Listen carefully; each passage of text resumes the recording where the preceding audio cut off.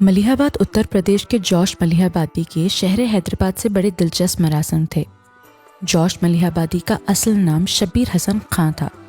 ان کی زندگی کے 4 بنیادی میلانات میں شعر گوئی، عشق بازی، علم طلبی اور انسان دوستی کو نمایاں مقام حاصل رہا۔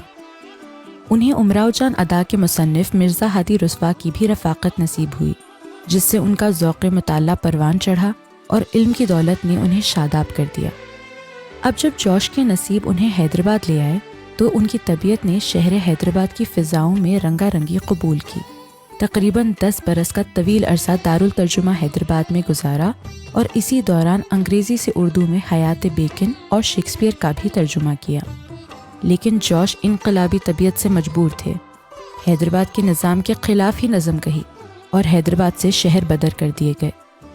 خیر پھر انہوں نے ممبئی اور پونا میں بھی قیام کیا، جس کے دوران انہوں نے اے وطن میرے وطن جیسے اور کئی فلمی گیت لکھے۔